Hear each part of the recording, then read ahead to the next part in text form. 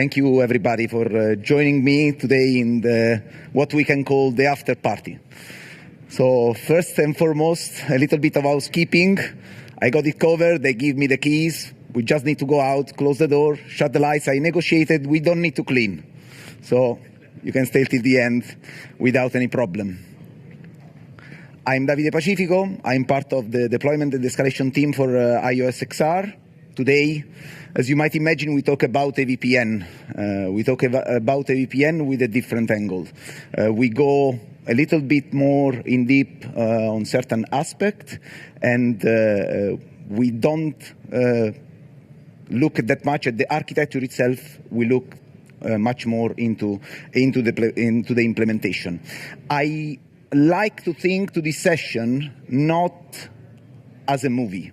So it happens that you come to Cisco Live and there are sessions that are repeated over time, and this is one of those. It's a session that is repeated over time, but it's not a movie. This is a TV show.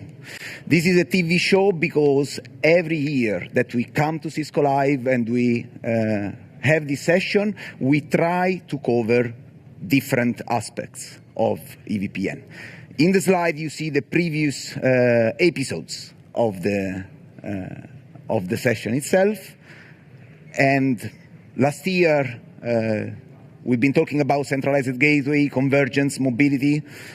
This year we will track some different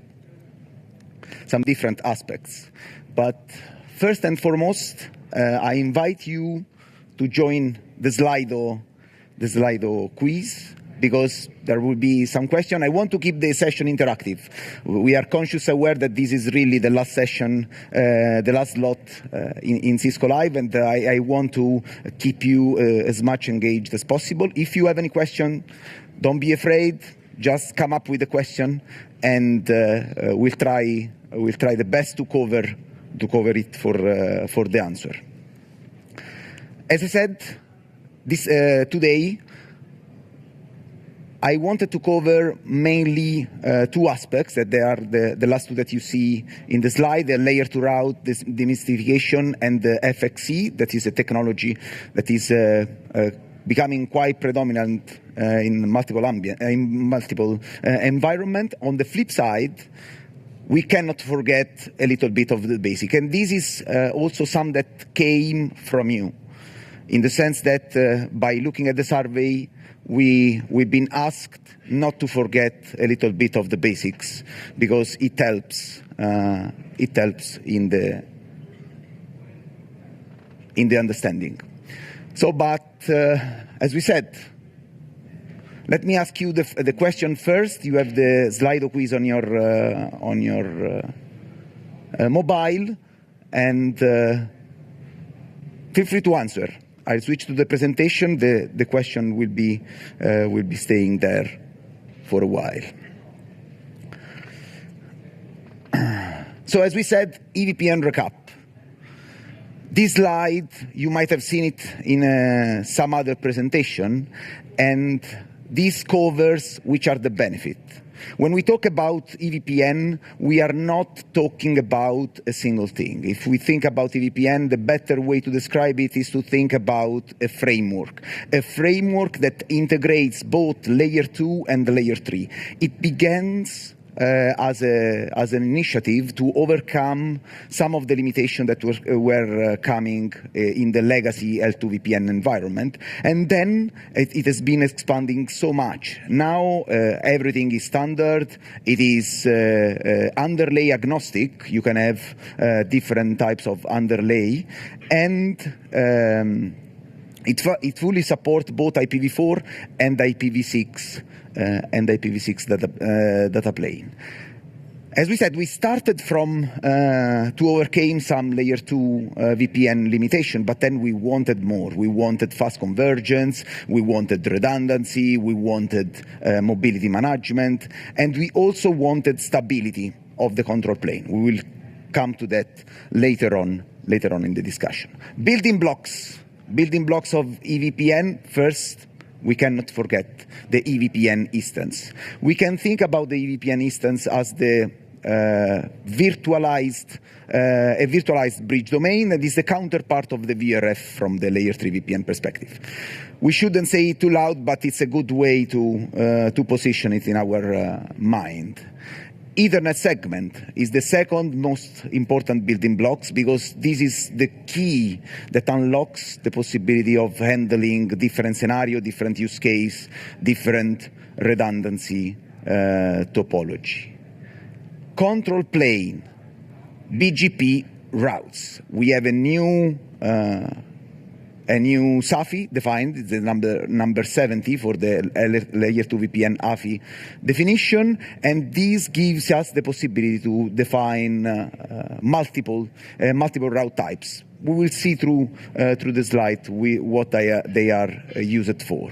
And along with the route types, we have attributes that are carrying information that are needed to the data plane to implement the forwarding.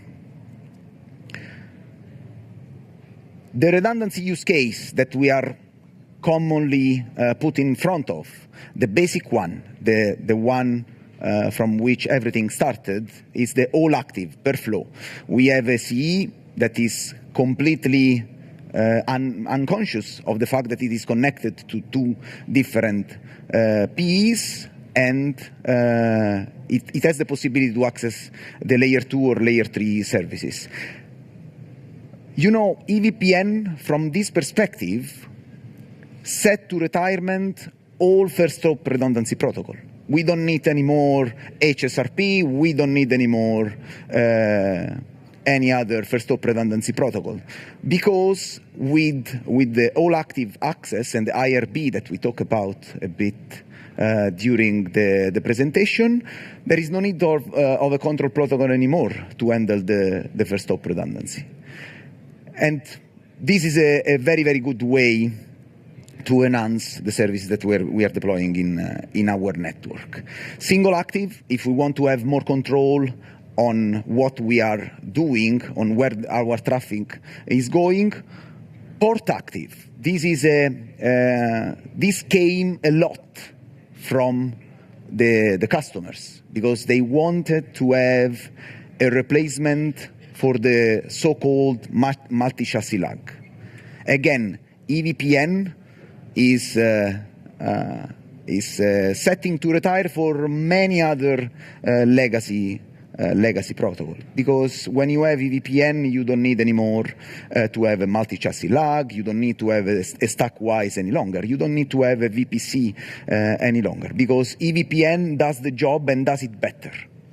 Okay, there are not anymore many constraints from the point of view of what software are you running where and so on, because we are leveraging on a standard protocol. Single flow active per host, it's an hybrid. We can define it somewhere in between single active and all active. And it is needed for all those scenarios in which we connect to a layer 2 network that might experience fault, or we anyway need to manage situation of a disjoint layer 2 domain downstream. Now, purposely, in different slides, I'm using different notation, P and C rather than leaf, spine, and compute. This is because EVPN, it's a framework that is applicable to many, many different contexts independently. In this slide, we are covering a very, very important aspect about ESI that is responsible to handle the redundancy of the connectivity towards the client. It's a 10 bytes unique identifier, and it gives the possibility to the leaves, in this case, to be conscious that there is someone else connected to the same layer 2 domain. As we said, the CE or the client, the compute node, is not conscious aware of this redundancy, and we want to keep this redundancy transparent for the final client. The other important aspect about the redundancy is the learning. So we have a twofold learning. We keep on learning from the backward learning mechanism, the one that is there since ages. We learn from the hardware and we populate our MAC address table. We need to learn also from the control plane. We have the BGP address family, we exchange MAC routes. But how then the redundant nodes are capable of understanding that they are connected by leveraging special route types? Moving on, I will define this slide as a slide that can safely printed and attached with a pin in your cubicle if you have one, or wherever it feels comfortable. Why? This is a cheat sheet, and in a single slide tries to summarize all the key aspects, all the key roles, which are the entities that are involved. We are closely looking at P1. We look at the simple example in which we have two bridge domains that are attached to the same Ethernet segment. We have a single bundle Ethernet, a single ESI, because the ESI identifies the port, and this is a concept that is important to keep in mind, that we are identifying the port and not the sub-interface. So a single ESI, multiple EVIs in this case too.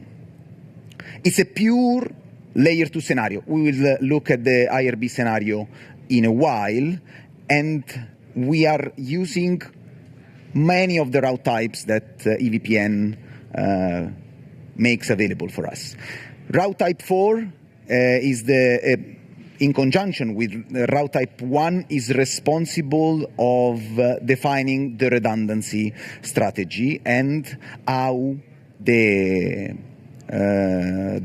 designated forwarding election takes place. Then we have route type 1 that is used twofolds. Is used on a per EVI and per ESI. Per EVI announces the connectivity to the specific EVI. The per ESI announces the connectivity of the specific ESI to the EVI itself. Route type 3 announces the information needed to the data plane to forward BUM traffic. BUM stands for broadcast, unknown, unicast, and multicast. And the final type of route is route type 2. Those are the detailed route we are interested in. Those are the routes that are carrying our correspondent control plane. This is where we are announcing the MAC addresses. Okay? We will see that also this type of route is used twofolds, because route type 2 is used for both MAC routes and MAC IP routes. Forwarding tables. We said we are in front of a framework. We are not in front of a single component. So depending on which is the stage we look at, we can retrieve different information. And it's important to understand which information is related to which environment. So in the slide, you'll see two colors, mainly blue and green. The blue one refers to the remote MAC that is being learned remotely in one way or another. And the green one is the dynamic local MAC that is clearly learned using the backward learning algorithm. You can see that if we look at the FIB, we have the forwarding information, and it is usually bounded to a line card, to a forwarding engine in one way or another. Then we have the layer 2 route. I don't want to stay too much into that. We can define in a simple word the L2 route as the corresponding control plane entity of the forwarding, the layer 2 forwarding table.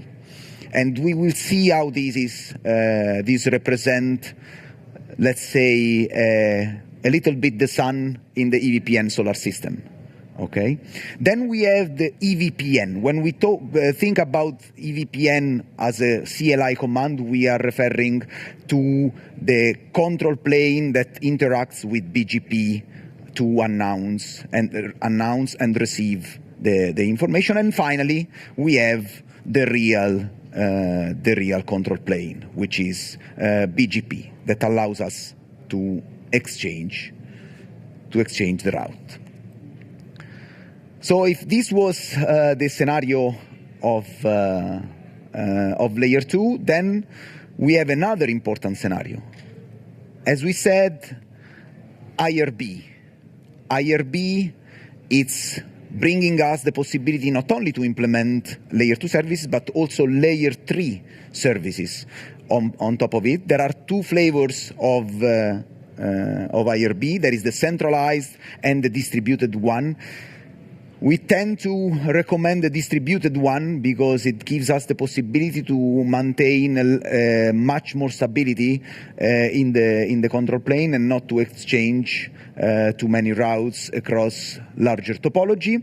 But in some cases, we are consciously aware that centralized IRB is needed. Centralized IRB is only supported on selected platform and requires layer 2 bridging to work across the whole overlay infrastructure. Distributed IRB is supported on many more platforms, and as we said, this is usually the best recommendation available. When we are implementing IRB, and in this case distributed IRB, we need to make sure that all the layer 3 ports are presented to the clients with the same IP address and MAC address, and this is why you end up in manually configuring also the MAC address on the BVI, and this is where we set to retirement for the first hop redundancy protocol. What do? We do have layer 2 information learned from the backward learning for the MAC address. What do we do for MAC to IP binding? We have protocols like ARP or neighbor discovery for IPv6, and all this information will be used in the IRB scenario, and this type of information are fed into the control plane and exchanged, as we said, in the layer 2 route. A little bit of configuration. When we are doing pure IRB, we don't even need to have a MAC advertisement. If we are just doing IRB, it's important to have host routing, and this is the key configuration that enables host routing. As we said, MAC address and the IP address of the BVI needs to be hard-coded to make sure that they are the same across all the boxes. And yes, we are expecting to use it in a VRF, and we are also expecting to configure multipath on the VRF, because we are deploying EVPN for redundancy in one way or another. So this is why this type of recommendation comes from.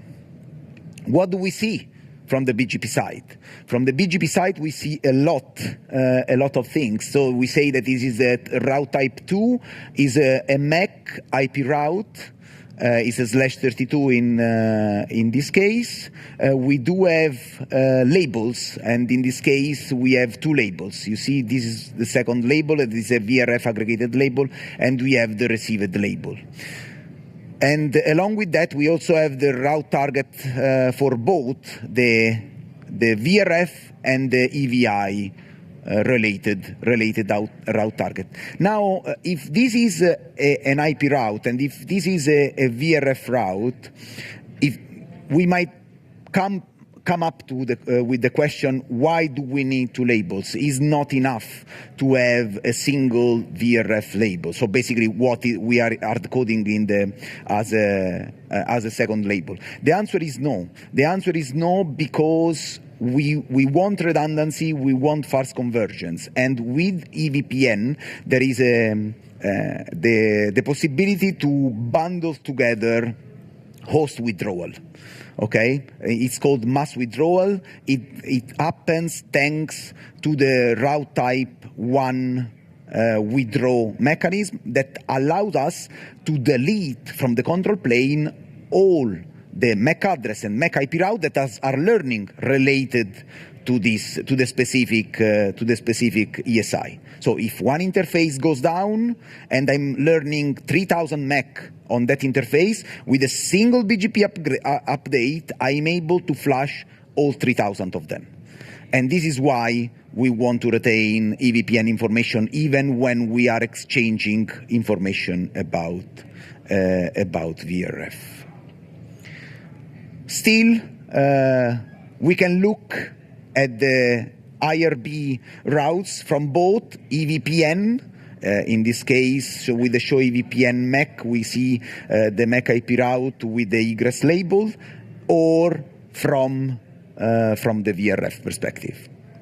If there was a cheat sheet for the pure layer 2 scenario, yes, there is a cheat sheet for the layer 3 scenario as well.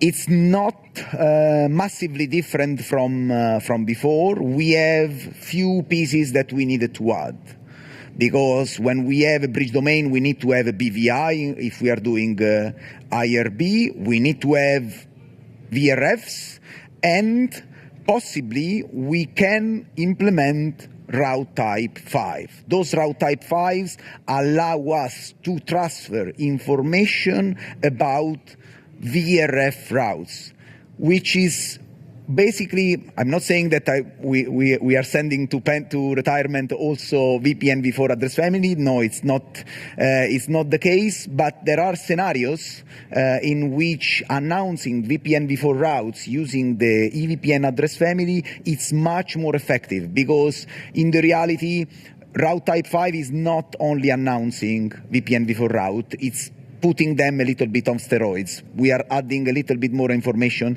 that allow us to keep tracking of mobility and exact location of the host when we do announce this type of routes. So what happens in the fabric?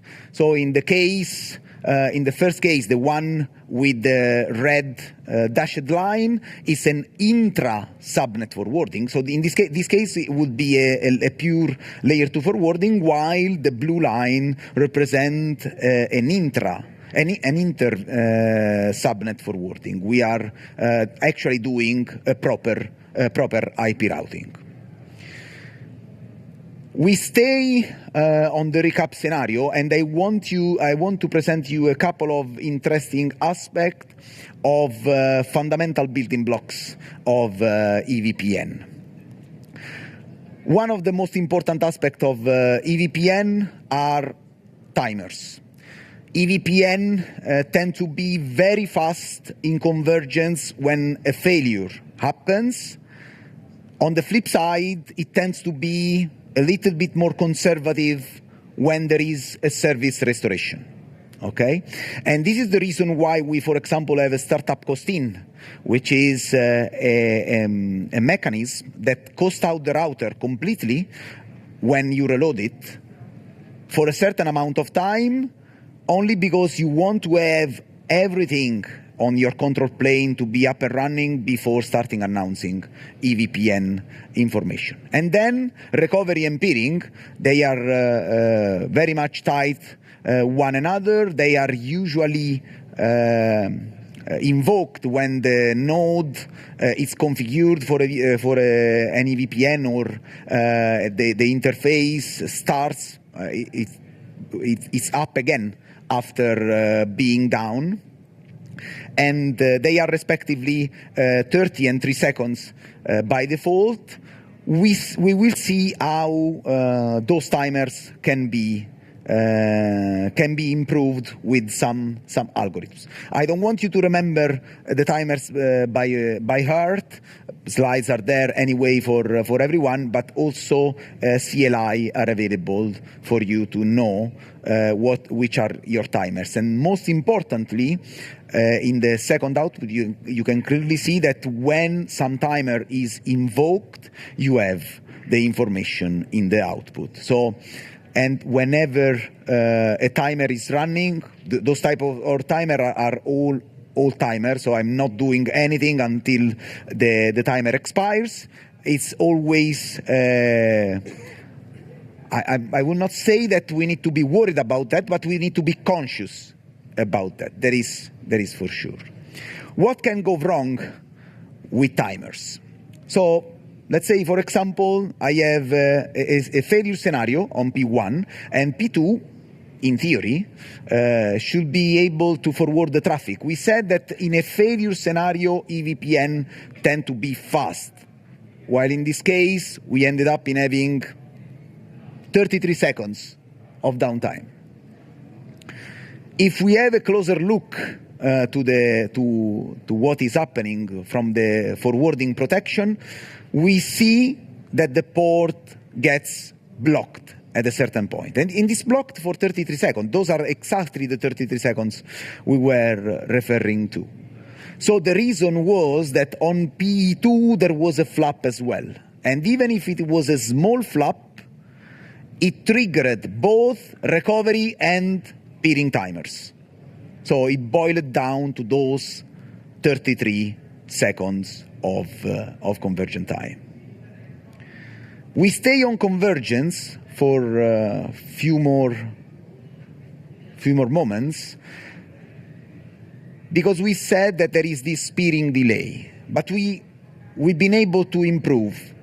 It's a very collective we, because this is not only something that is implemented by us, it's actually a result of an RFC draft in which we've been contributing, because there is the possibility to NTP synchronize the different PE participating to the same ESI and have a peering timer that is a sub-second peering timer. How do we see that? We have a look to the service carving detail for my Ethernet segment, and we do see that we have peer update SSS CT, service carving timer.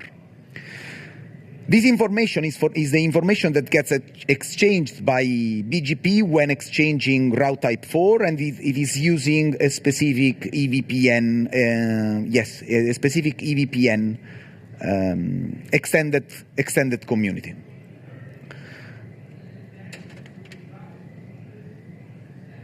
There are interesting scenario about that, because when the link, hold on. Okay, my bad. A slide popped up that was not supposed to be there, but anyway. As I said, there are interesting scenarios related to this service carving timer, because sometimes, and this has been reported by customer, we've been informed that, yes, I have both my PEs that are NTP synchronized, but I only see one entry in my service carving time. And I do not see the benefit of those announcements related to NTP. So this is something that seems to be wrong. In the end, it's perfectly expected. And what we see in the service carving detail is only the result of the information that was contained in the BGP update at the time it was exchanged. And the perfect scenario is a router reload, in which sometimes NTP is a little bit more slow in reaching convergence, and when the route type 4 gets exchanged, the NTP convergence did not happen yet, and the NTP related extended community is not sent.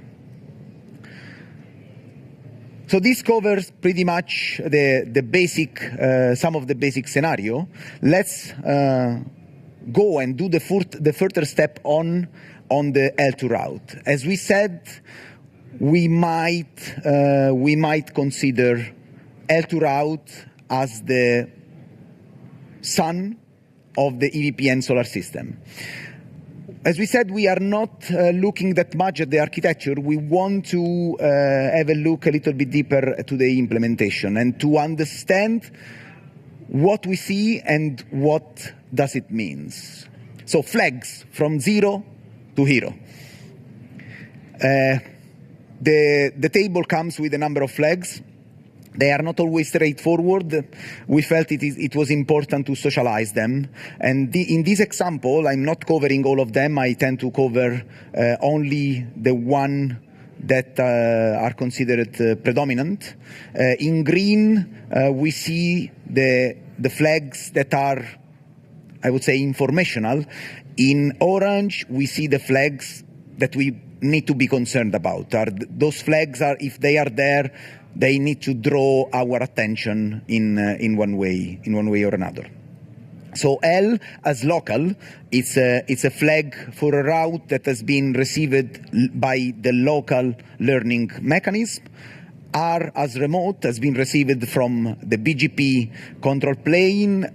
Peer-sync, it's the scenario in which it has been received from the BGP control plane, but I'm belonging to the same ESI, so I do have an interface in the same ESI.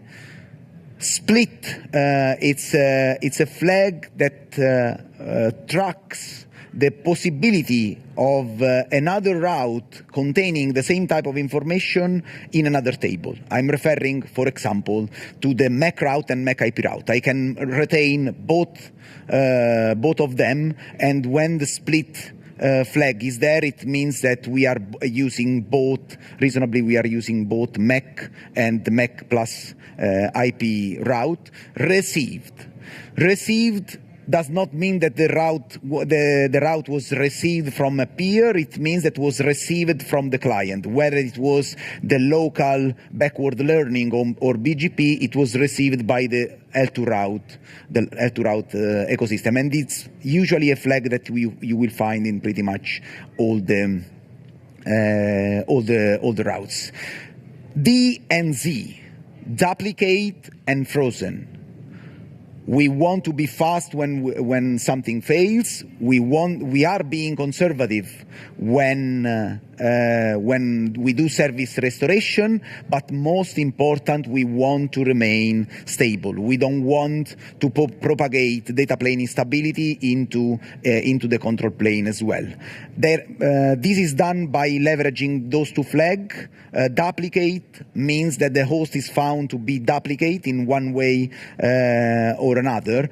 Frozen, it means that the same MAC address in this case has been found duplicate multiple times in a row, that led to a complete freeze of the MAC address. While the first one is a condition that can be automatically recovered, the second one is a condition that needs to be manually cleared. Next stop, the demystification. What does it mean? It means that in the next stop we can find multiple information and, most of all, meaningful information. Okay, so first we have a basic scenario in which the next stop is a local interface, and we have two aspects of it. In the first output, you can see that it's a local interface and it was learned locally. So this means that it comes completely from the backward learning scenario. The second output seems to be the same. It's a local forwarding again, but in this case, the information is coming from layer 2 VPN. And as you can clearly see from the flag, just to remember what we learned a couple of slides ago, yes, I have the S flag. It means that it is the peer sync route. There is another important aspect.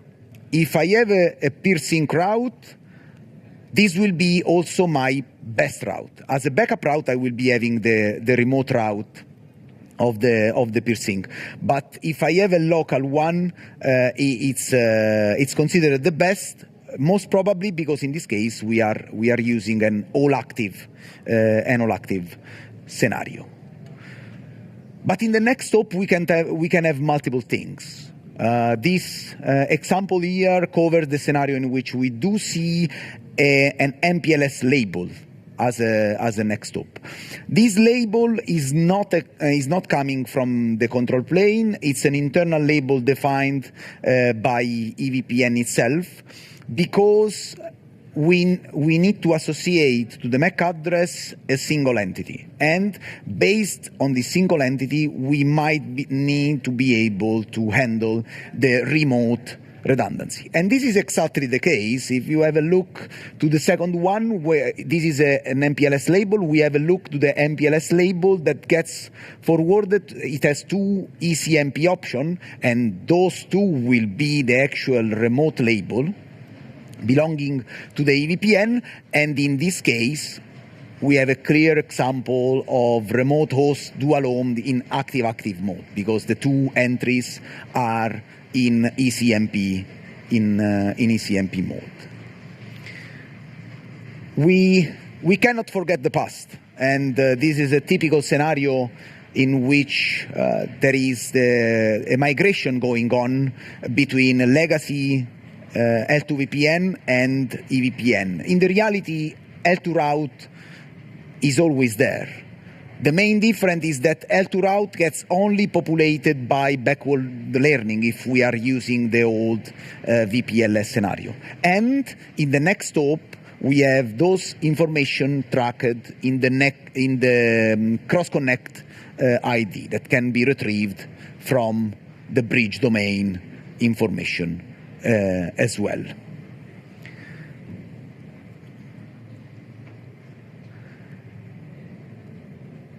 So we step forward. So how does the L2 route help us in troubleshooting EVPN? And this is a very, very interesting duplication scenario. We have a look and we see that we have the same MAC learned from L2 VPN, and it's received split route, and it's best here. And the second one, it's best as well. So the question that we need to ask ourselves is that, okay, there is something odd in this output, because it's not possible. I have the same MAC address, I'm learning it twice, and I'm always considering it best. And it's associated to two different labels. So reasonably speaking, it goes towards different direction. In the reality, this is a very, very interesting non-duplication scenario, because in this scenario, we do have the two MAC address belonging to two different topologies. So first number matters as well. The first number gives us the possibility to understand which is the topology or the bridge ID to which we are referring to. I'm touching base to the long chain that connects the L2 route topology ID with the bridge ID from the L2 VPN perspective. I need to say we are already working on it. As you can see from the output, it is called EVI. In the reality, this is not an EVI. It refers to the topology ID, which completely matches the bridge ID, but we are already working on it to improve the CLI. If we look at the specific address on a specific EVI, from the label we can understand which is the EVPN. From the EVPN we understand which is the bridge domain name, and from the bridge domain name we can get the bridge ID. Long story short, yes, we are working on this as well. We want to have a single output that from the show L2 VPN bridge domain we can have bridge ID as well to directly retrieve the information without going through the long chain.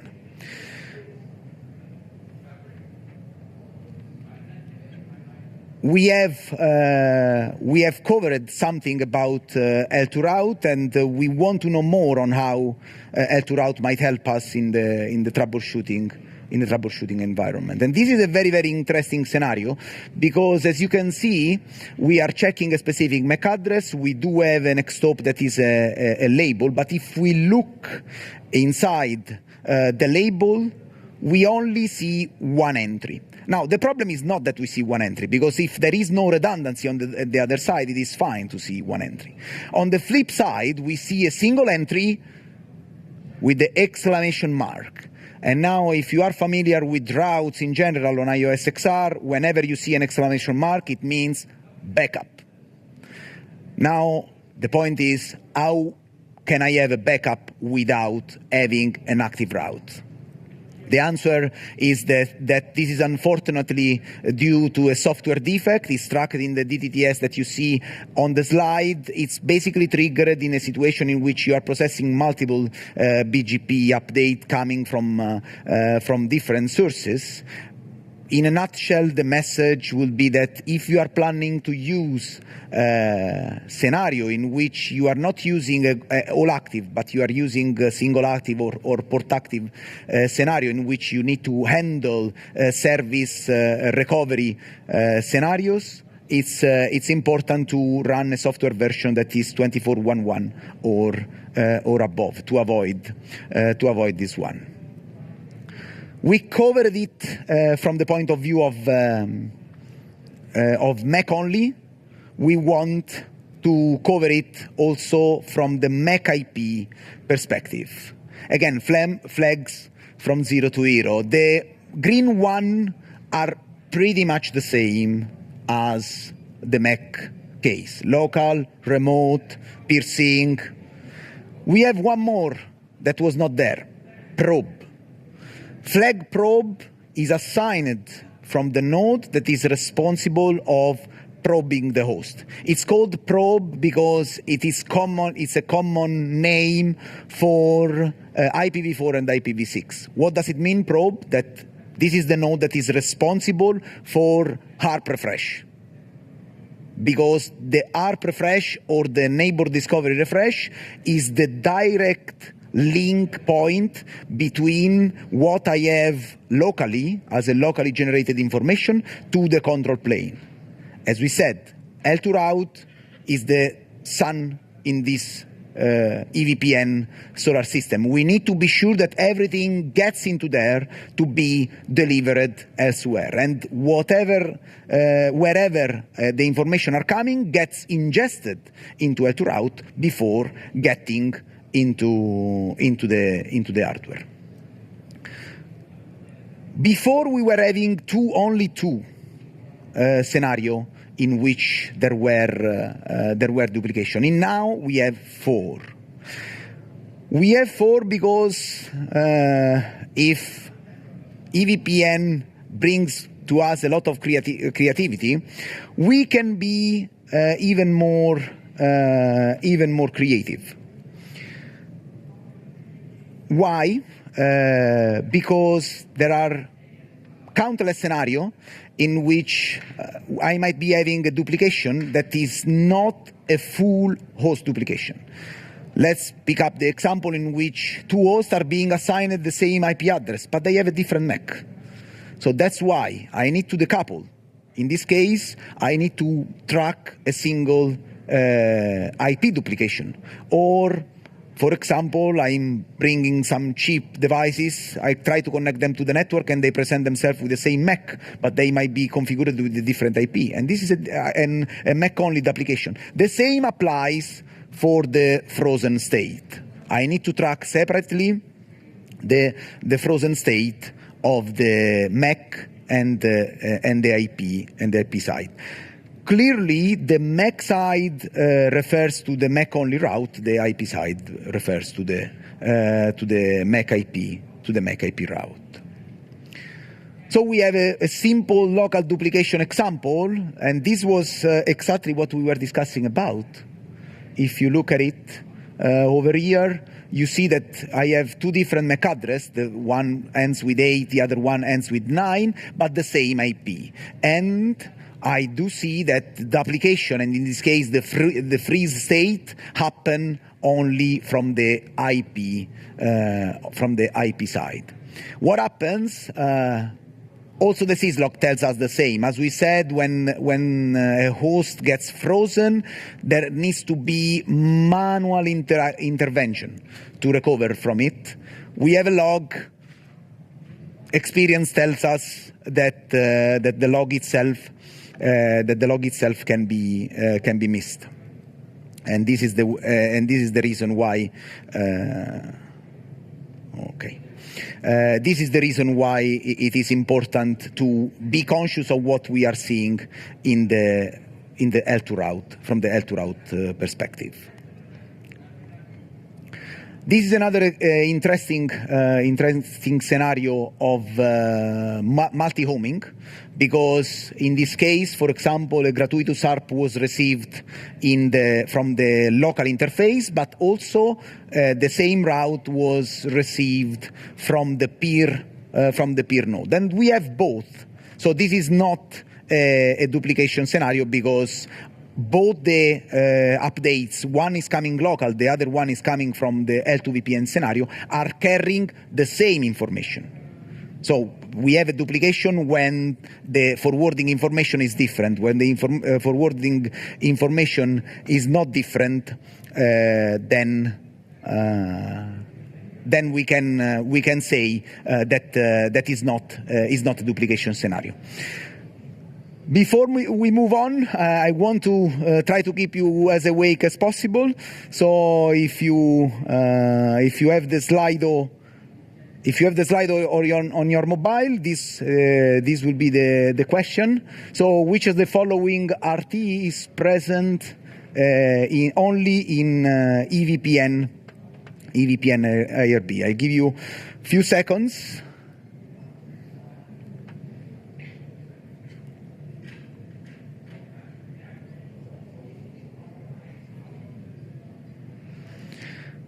It's fantastic because it's comfortable. I feel being heard, which is very good.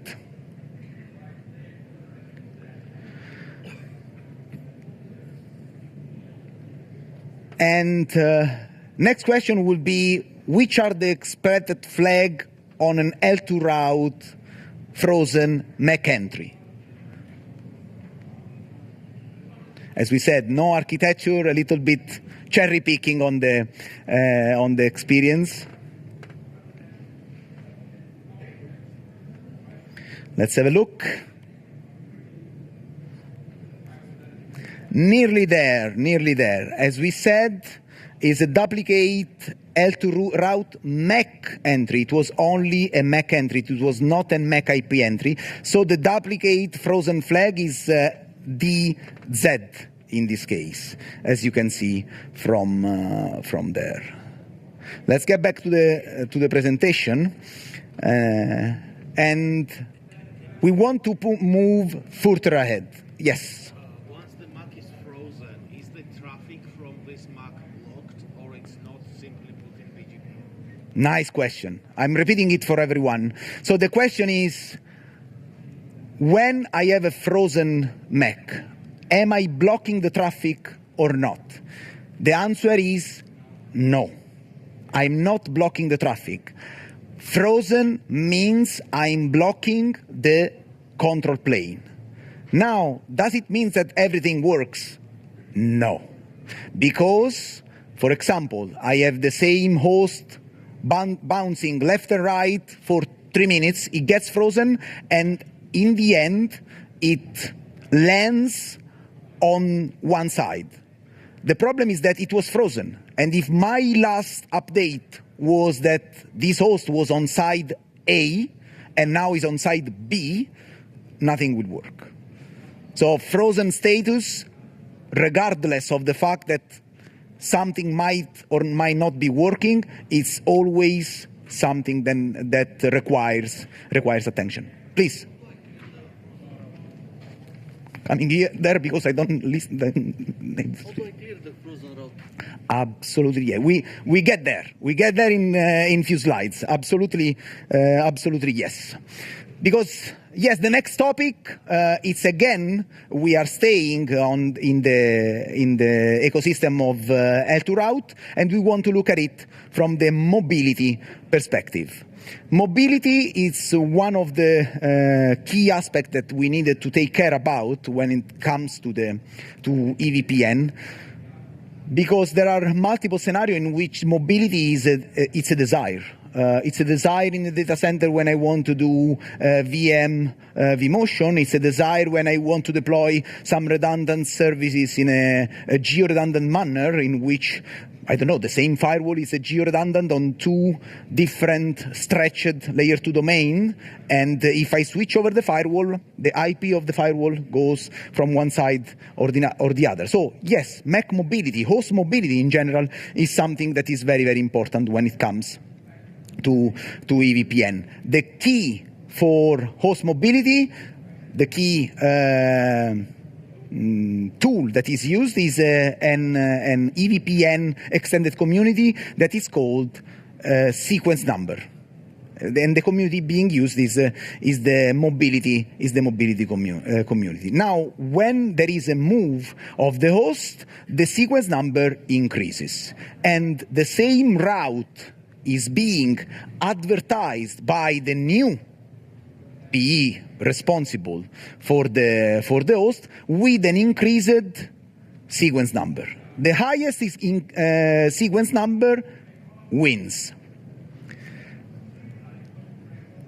This sentence appears to be a very, very simple sentence, but it basically twists a lot the way BGP works. Because if we think about BGP the way we've been always knowing it, BGP runs a best path selection algorithm, comes up with the best path, and this should be the information that we are using. VPN is not for EVPN is not the case. As we said, now we have a host. We move the host. We are producing the same entry with an increased sequence number, and we are just saying highest sequence number wins, period. Not best path, or better, the best path is now ruled only by the sequence number. And this is a very, very important aspect of EVPN in general, that sometimes you see the basic BGP concept being twisted a little bit. And we can also have many different types of mobility. From that slide, the two key aspects that I wanted to show you.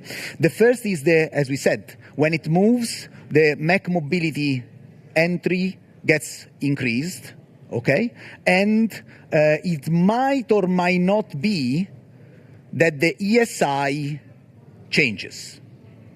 There are different scenario because there are multiple mobility scenarios. It's local to local, local to remote, remote to full remote. There are multiple scenarios, and this is the reason why it's possible. It's possible that it's not the same, or it is the same. So in this case, the MAC is advertised using two different ESI. The sequence number it's increased, and if we do exceed the number of MAC moves in a defined time frame, we have a duplication. If we do it 3 times, if we ends up in being duplicated 3 times, we'll see in how much time we get frozen. And yes, we need a manual intervention. And this is the answer to the previous question. The way we clear the frozen state is the clear L2 route, EVPN, frozen MAC, frozen flag. There is also the frozen IP scenario. It's the same because we are always clearing something from the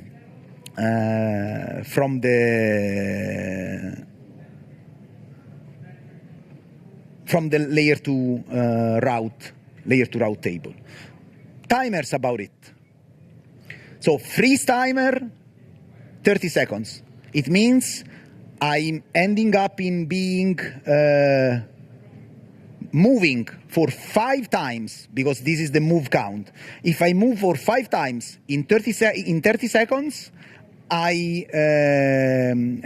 if I move for 5 times in 180 seconds, I get frozen for 30 seconds. This is the duplicate flag. After 30 seconds, I'm going out from the duplicate state. But then, if I get duplicated for 3 times in 24 hours, I end up in being frozen. And this is what the Z flag refers to. Let's put it into the reality. 5 moves, duplicate.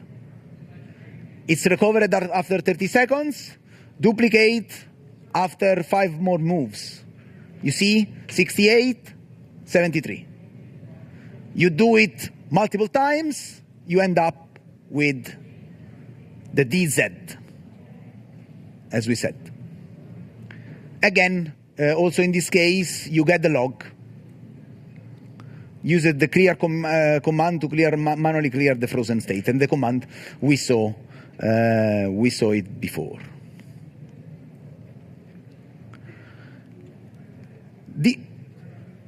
I'm still coming back to you.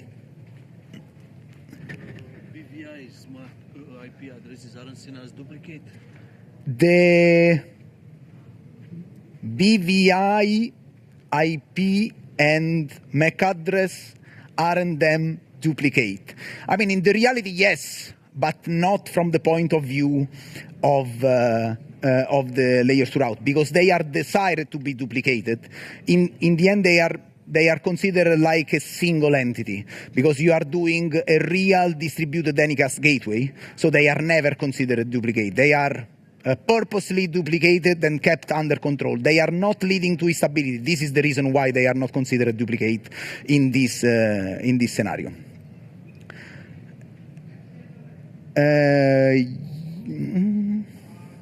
Yes, this is what I wanted to say. This comes back to the previous question that was asked as well about the forwarding. We are not doing anything on the forwarding. When we end up in a duplicate state or in a frozen state, we stop the control plane. We don't stop the data plane. And if a new information comes and the control plane needs to be updated, it gets lost, and we stay on the previous information. After 30 seconds, it recovers, and something might be changing. As we said, we want to remain as conservative as possible. We fly over very quick on those one. Those are the commands that allow you to configure the timers and the retry counts that we saw before in the tabular view in the output. They are both available for the MAC address and MAC IP. What can go wrong, as we said, with the host move? The classic scenario is exactly the one on which the log line gets missed.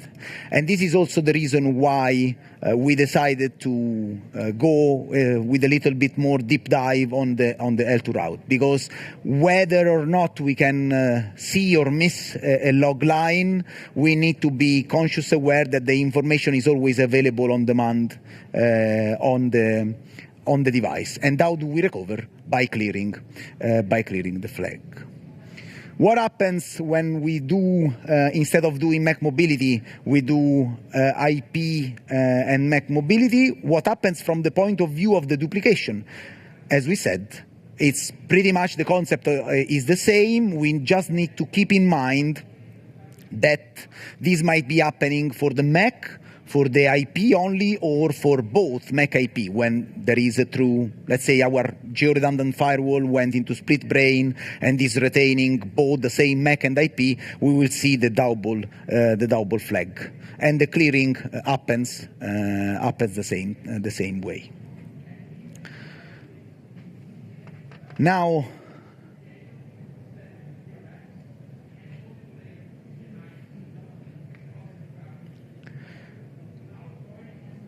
Next question today will be how the BGP is able to communicate the information about host mobility. So we talked about it a little bit. It's a key information, and as we said, sometimes it tweaks what are the basic working principle of the BGP. And yes, indeed, it's using BGP extended community, which helps a lot in serving the purpose. Oops. Okay. Next one is FXE. So we went through a little bit of the basics. We wanted to cover L2 route because we find it very, very useful, a very, very useful source of information when interacting with EVPN. Then the next one would be FXE. FXE because it's an emerging solution on which in multiple scenarios there is a lot of interest to reduce as much as possible control plane and configuration related to the EVPN scenario. We can see FXE as a VPWS extension. And as we said, the purpose is to reduce a little bit the control plane interaction whenever possible, or the configuration, which is always something interesting to be achieved. Which is the principle? The principle is to allow to have multiple attachment circuit to be multiplexed all together into a single pseudo wire. When we think about a single pseudo wire, clearly our tunnels are all stateless tunnels. So we are referring as to a single pseudo wire, we are referring to a single label that is associated to the pseudo wire.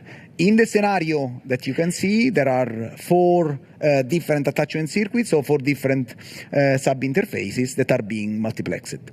Now, clearly, if we want to multiplex on one side, we need to give to the egress side the way to dissect what's inside. Otherwise, the information cannot be properly retrieved one way to the other. And yes. 8K, does it support that? And at the moment, the feature is supported only on NCS platform. I will not be surprised if it gets support, if it is in the roadmap for 8K. I do not have any information right now, but push on your account team. You won't be alone if you are the one asking. And as we said, we need to give the remote end the way to demultiplex in egress, and we do it in one way or another by using VLAN tags. We are not using VLAN tags. We are using an algorithm that is called normalized VLAN ID, and we'll see how it works in a second. So the virtualized VLAN ID are basically the VLANs that we are transferring inside the pseudo wire. Now, the normalized VLAN ID is not all the VLANs that we are transferring, because the possibility is to only retain 2 VLAN tags, okay? And those are, so the normalized VLAN tag are only the 2 outer VLAN that we are transporting inside the pseudo wire. So what do? We do have a specific way to configure it in ingress. How do we configure it? So for example, I have the first sub-interface of the 2 physical interface that have VLAN 10 in both the cases. I'm basically doing a push of another VLAN, 100 in the first one, 200 in the second one, in the second case, to make sure that when the yellow traffic goes through the pseudo wire, PE2 is able to retrieve it properly.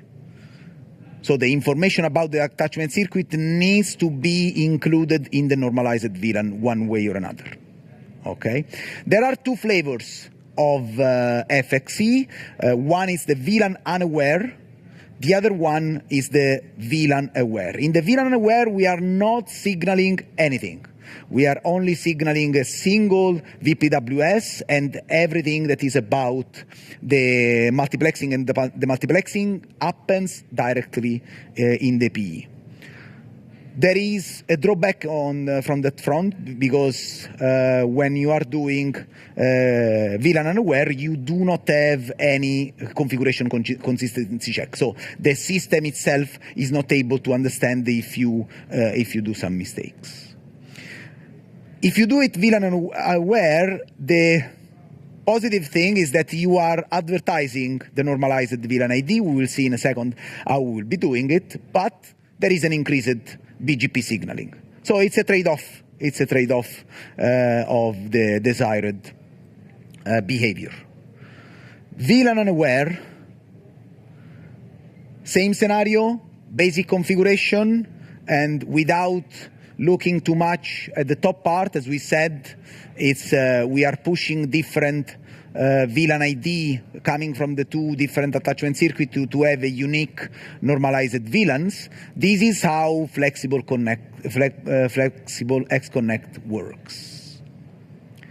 We basically define, this is the normal configuration that we use to define a VPWS. We just have a flexible XConnect service, and we include in it all the different attachment circuit directly. And there will be clearly no crosstalk. So one attachment circuit will not exchange information with the other. The same thing happens on the other side. How does it look like when we get to the outputs? So in this case, we are looking at it from the BGP perspective. We do have a locally originated EVI, and also we have the remote one that is imported.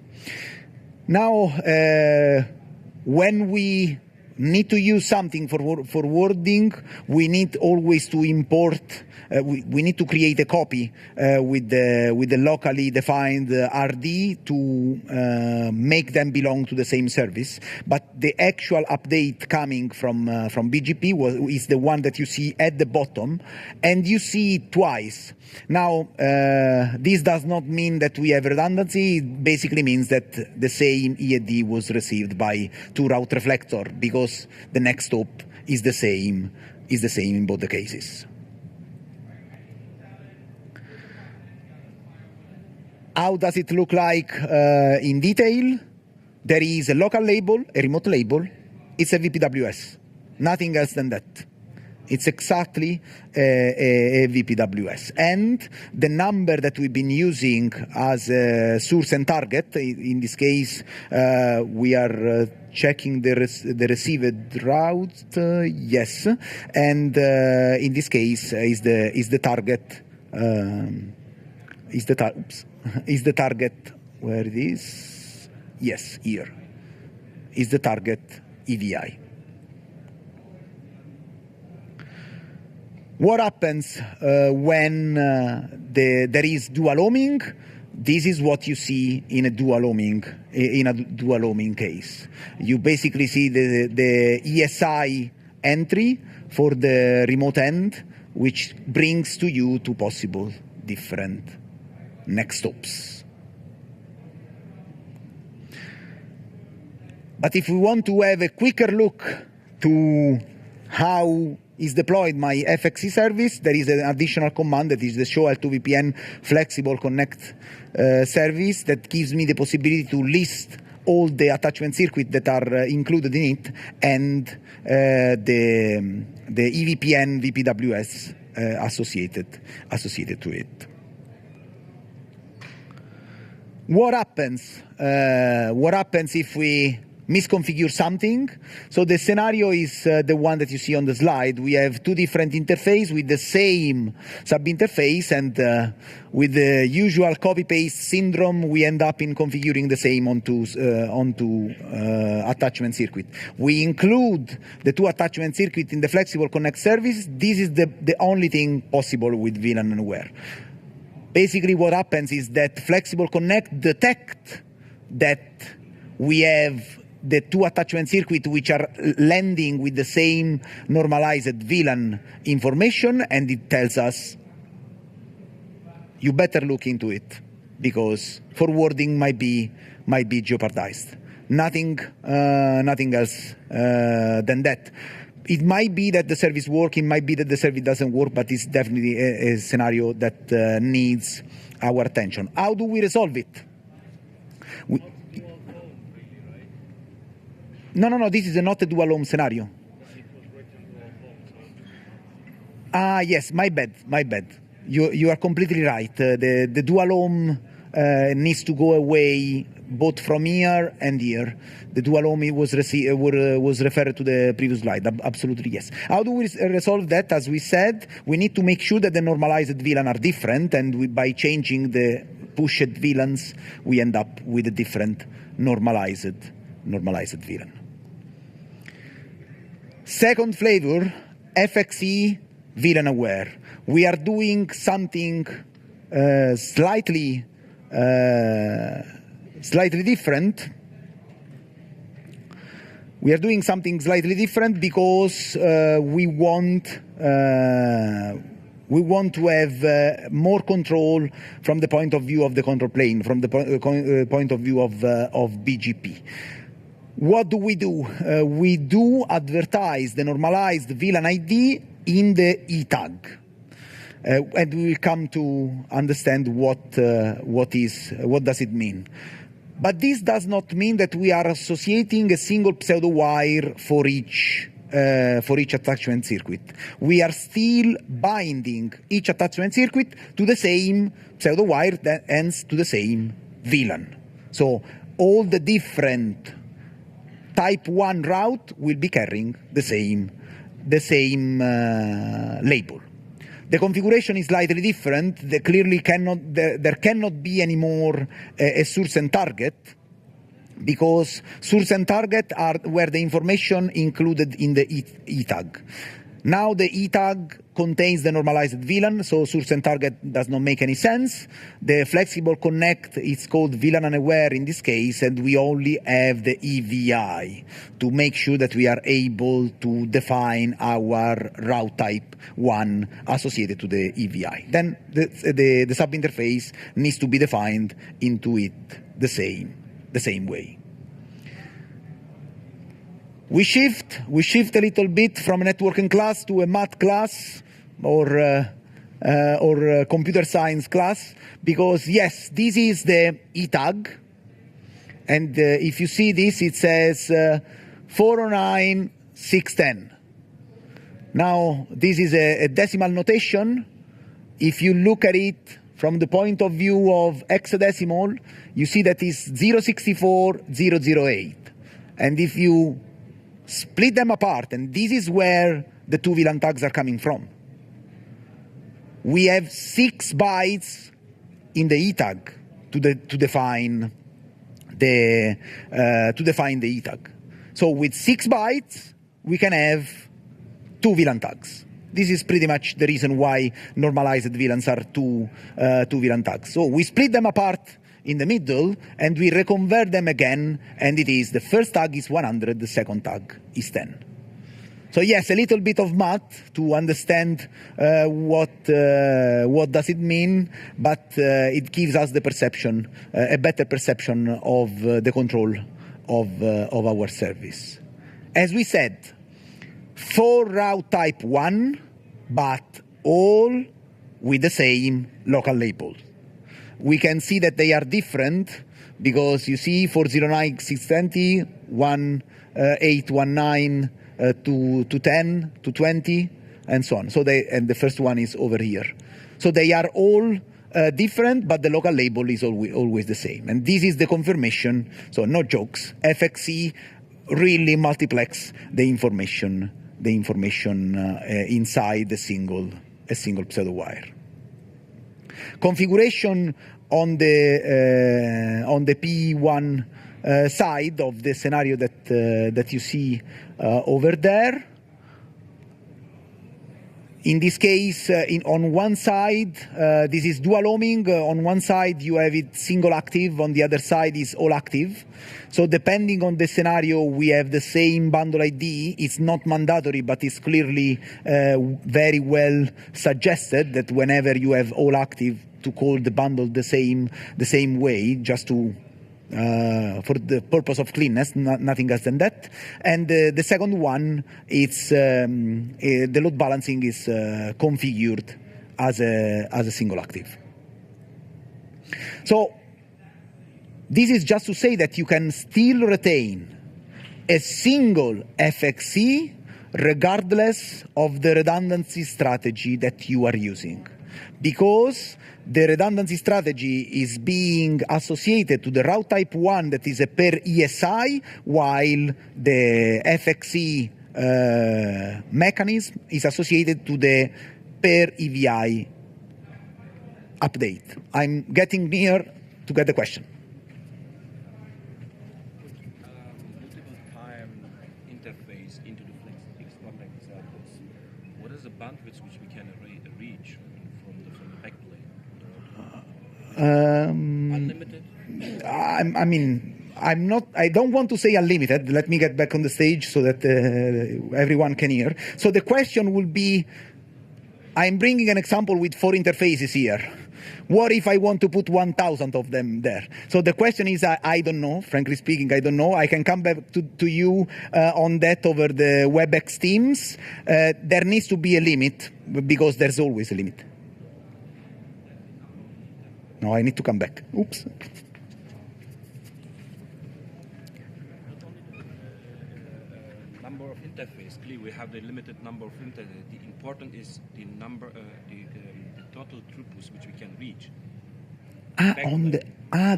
Okay. So the question, my apology for not understanding the question correctly before. The question was about the throughput we can reach. The throughput is the throughput of the device. Is not anyhow related to the service itself.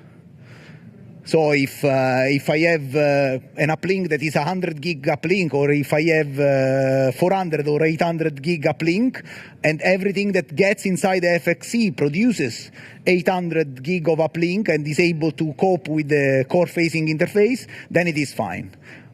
As I said, but about the number of interfaces that I can put under the FXC, there needs to be for sure a limit. I'm expecting a rather high limit, because it will be only much more a configuration limit rather than a data plane related limit. But yes, indeed, there will be a limit from that perspective as well. Bundle 2, I decided to change the color just for you to be conscious of the differences between the two outputs. P1 was red, P2 is green. Again, bundle Ethernet 22 is single active again. And as we said, we have the possibility to have different redundancy model to different attachment circuit belonging to the same FXC. This is basically the message that I wanted to convey. Now, if we want to look at this scenario from the point of view of the service from the show command, we can see this output is taken from the P2. Clearly is a single active. The single active was P1. So on P2, I have it as a standby. And it's actually reported as a standby correctly. If we want to look at the internal labels, every FXC will be having his own internal label. Now, every ESI will be having a single.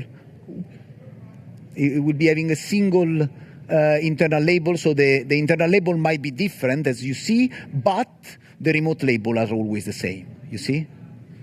They happen to be the same also as a number, but it's just a case. And as you can see, we are still referring to the scenario we were discussing in the slide before. The first two entries are primary, and the second two entry are primary backup and primary backup, because they were both dual owned.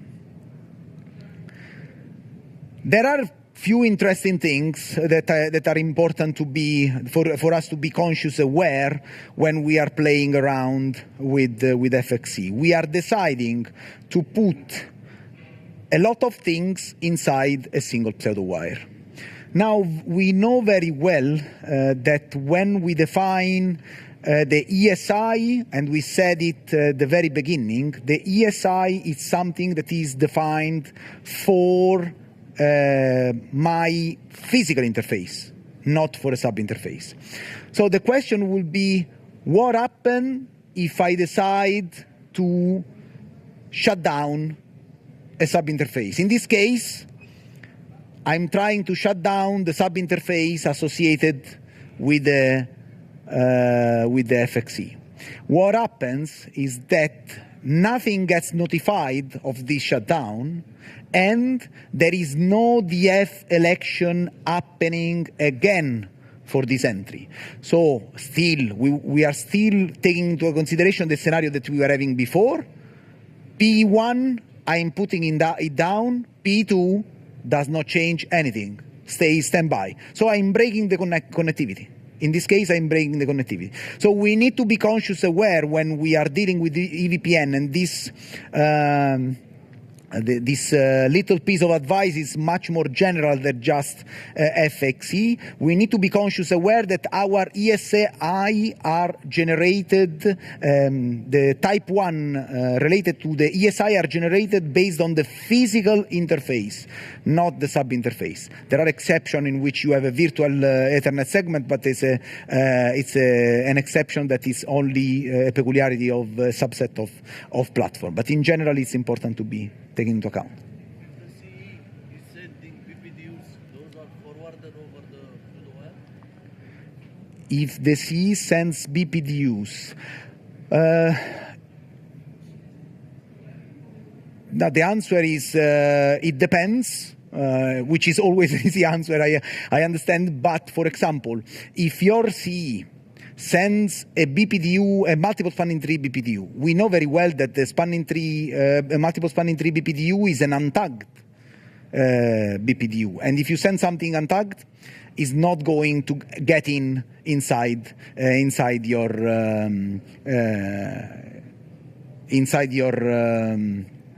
FXE. You can do something, but you need to burn. No, in the end, you end up in being able to send it only for one. With PVST you can, because at that point it's a target traffic, so I'm expecting the traffic to go through. Yes. So this was the why. The answer was it depends, which I understand is always an easy answer, but it's also most of the time applicable. So as we said, what can go wrong for FXE? Now, this piece of example is very, very interesting, because I do have these two attachment circuits, encapsulation.1Q100, encapsulation.1Q200, and the configuration below. In here, the only difference is this one, second.1Q any. Now, from the point of view of the forwarding, this type of configuration might also lead to a completely working scenario, because I have any means any. It also means none. Okay, so everything that goes through can go through, and also from the forwarding perspective, also from the other side. Will it work with FXE? No, because E-tags are not matching. What happens from the E-tag perspective is that P1 sends to P2 the E-tag that is 0, 100. will come to that 0 in a second. While P2 sends to P1 100 FFF. And this is clearly a mismatch in the E tag. So the reason why a configuration like this doesn't work is because the E tag doesn't match. And believe me or not, this is a very, very common scenario when BNG solutions are tightened to the FXC scenario, because any the second .1Q any is very a predominant solution in those cases, while it is not in the FXC scenario. Now, as we said, we need to cover a bit what does it mean 0, what does it mean FFF, and so on. Yes, we do have special E tags, because we didn't say that the E tag gets set up based on up to 2 VLAN tags. It gets based on 2 VLAN tags. If I have one, I need to make the other in one way or another. So in a single tag scenario, as you can see here, 100, it will be 64, simply because the first one will be 0. Okay? So double tag, it's clear. 100 to 100, this is the conversion. Whenever I have a range or I have any, this gets translated with FFF. This is the wild card that gives me the visibility of the, yes? Can I have tag VLANs in the same time on tag 1? Untagged means 0, so you cannot have 2 attachment circuits that are exactly the same. So if you have 2 attachment circuits that they are both.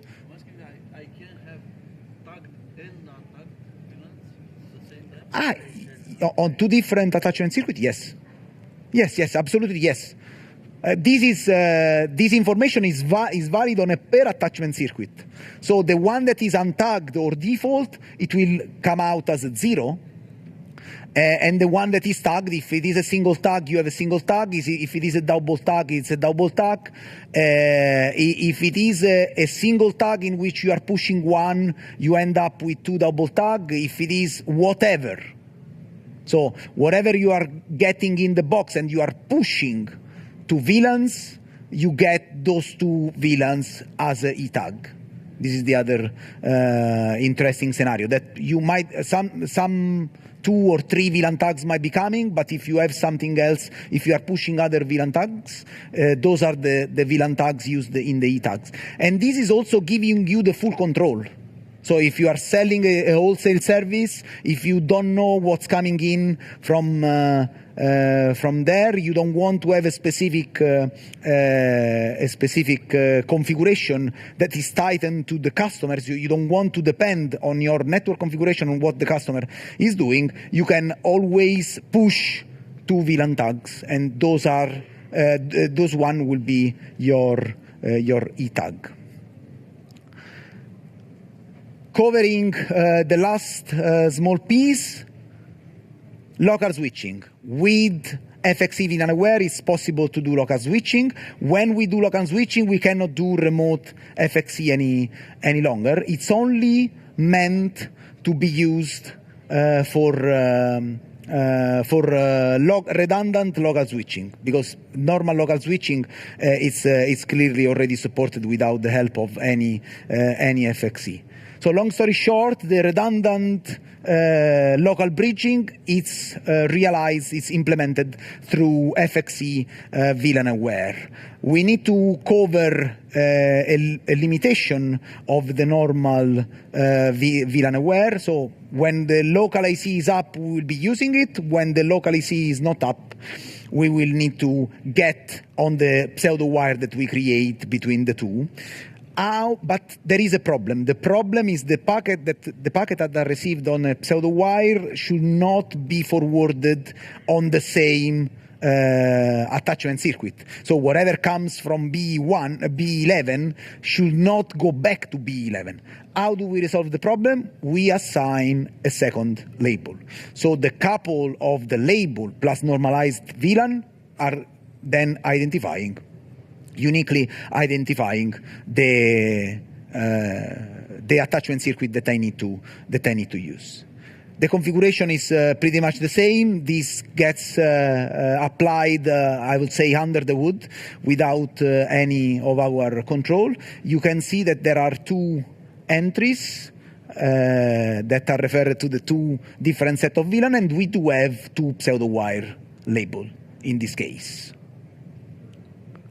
In the previous one, it was a single one. And together with the two pseudo-wire label, the two pseudo-wire, if we have two pseudo-wire, we need to have two labels. And this gives us the possibility to associate to the two different attachment circuit, the two different labels, and know where to send the traffic.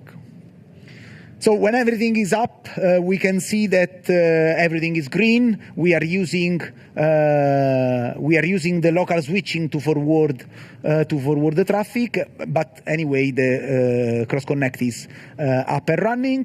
Whenever the attachment circuit is down on the remote side, the X connect gets 0 in the local one.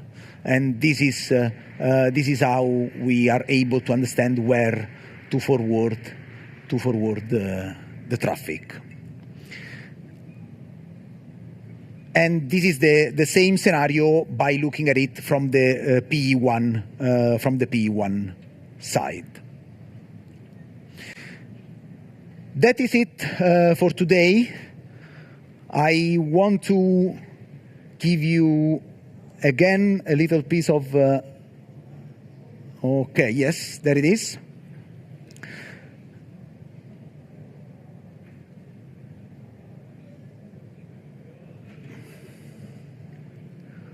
So how do we exchange information about the normalized VLAN inside the FXE VLAN aware?